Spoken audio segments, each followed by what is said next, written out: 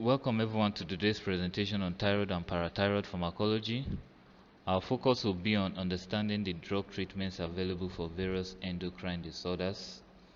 This presentation is a part of our nursing pharmacology series, where we delve into the specifics of medication management for endocrine health. So let's move to the next slide and get a better overview of these conditions. So let's begin with an overview of the thyroid and parathyroid glands. First, the thyroid gland is usually situated in the neck, just in front of the trachea.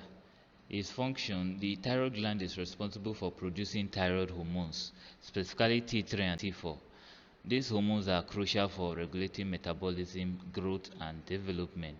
Now, for the parathyroid gland, they are located, there are four small parathyroid glands located behind the thyroid gland. To rephrase, I mean there are four small parathyroid glands located behind the thyroid gland. Their function, these glands produce parathyroid hormone, in bracket, you can say PTH. It is essential for regulating calcium levels in the blood. Yes. So as you can see, in the diagram, the anatomical positions of these glands are closely related, yet their functions are distinct and vital for maintaining endocrine health. Yes. So let's move to the next slide. So let's move on to talk about thyroid disorders and its pharmacological treatment. Yes. Now, for thyroid disorders, their treatment mostly focus on hypothyroidism and hyperthyroidism. So starting with hypothyroidism, this condition occurs when the thyroid gland doesn't produce enough thyroid hormones. It's often caused by Hashimoto thyroiditis. It could be iodine deficiency or certain medications.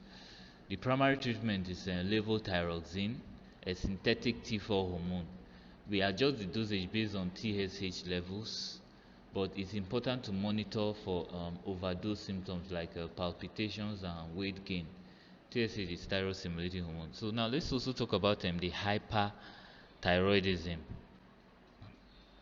Now this condition happens when the thyroid gland produces too much thyroid hormone. Common causes include Graves' disease, thyroid nodules, and excessive iodine intake. Now treatment options include anti-thyroid medication like metimazole and propylthiouracil (PTU). Now these drugs inhibit thyroid hormone synthesis, but can have serious side effects like agranulocytosis and hepatotoxicity. Now beta blockers such as propranolol, which help manage symptoms like tachycardia, and beta blockers also used as treatment option. Beta blockers such as propranolol help manage symptoms like tachycardia and tremors. Yes. Another treatment for this condition is radioactive iodine therapy. Radioactive iodine therapy. Remember, we're talking about hyperthyroidism. Radioactive iodine therapy, that's iodine 131. It destroys overactive thyroid tissues through its though it requires careful handling due to its radiation precaution. It's radioactive, so it basically goes and destroys some part of the thyroid gland because you see there is overstimulation, overproduction, so it destroys some part of the thyroid gland. So for this slide, these treatments are tailored to the individual patients to effectively manage the conditions and improve their quality of life. Yes, so let's move to the next slide. Now on this slide we are going to talk about parathyroid disorders and pharmacological management. Let us shift our focus to parathyroid disorders and their pharmacological treatment, covering hypoparathyroidism and hyperparathyroidism. Now for hypoparathyroidism,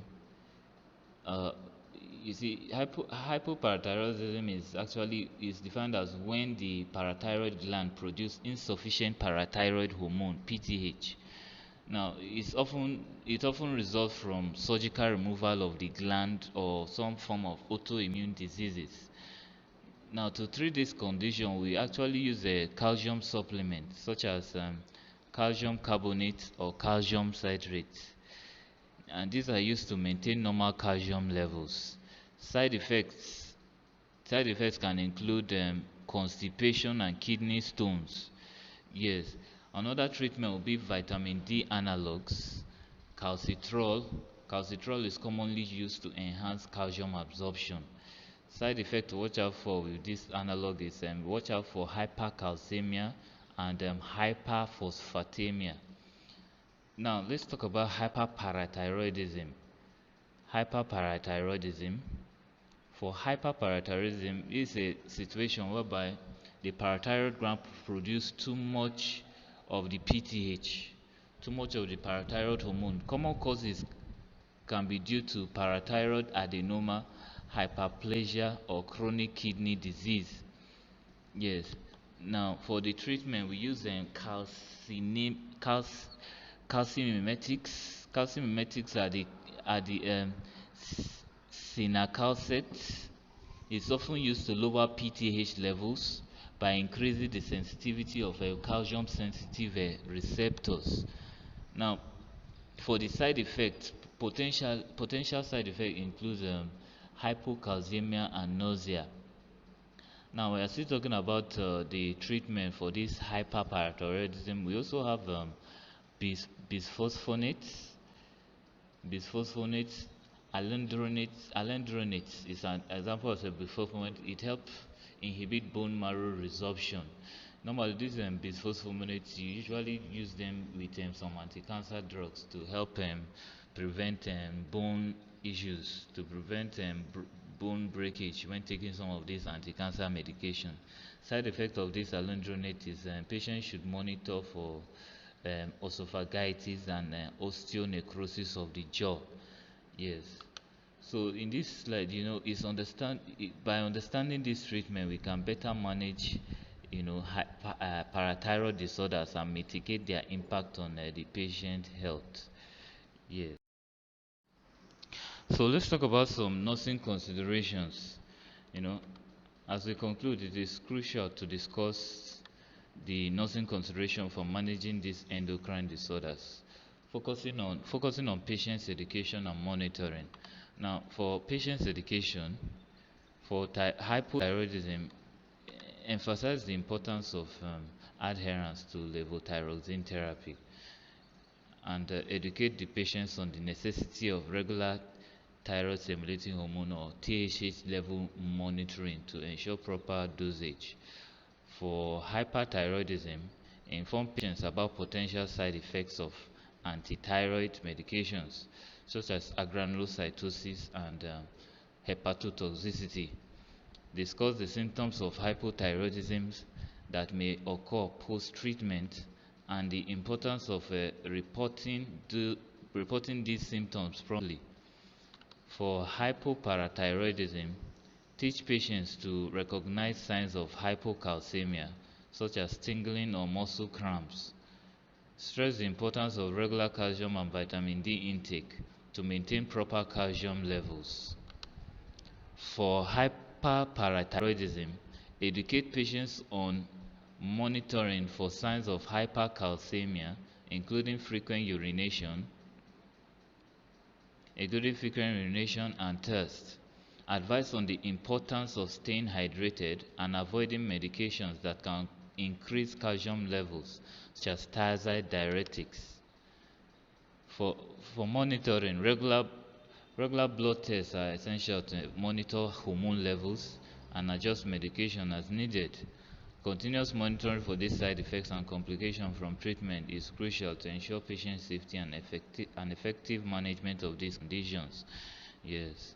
So, you see, by providing comprehensive education and vigilant monitoring, we can significantly enhance patient outcome and quality of life. Let's move to the next slide. So, in conclusion, let's summarize the key points we've discussed today. Now, in summary, thyroid and parathyroid disorders, these conditions require careful and tailored management through specific pharmacological treatments. Each disorder, whether it's hypothyroidism, hyperthyroidism, hypoparathyroidism, or hyperparathyroidism, has distinct treatment protocols and consideration. Nursing roles. Nurses play a crucial role in the management of these endocrine disorders. This includes patients' education, ensuring patients understand these conditions and the importance of adherence to their prescribed treatments. Monitoring.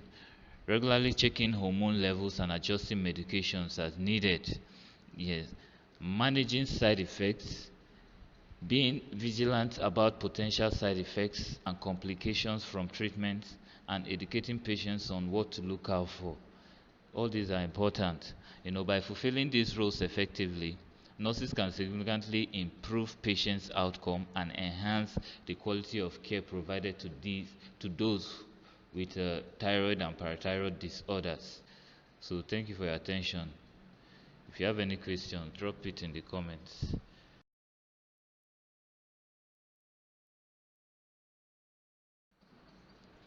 Thank you all for your time and attention. It's been a pleasure to share this information with you. If you have any further questions or need clarification, feel free to ask. Yes, feel free to click the like button. Yes, I'll give you information about when the next slide is coming up. Thank you very much. Well done.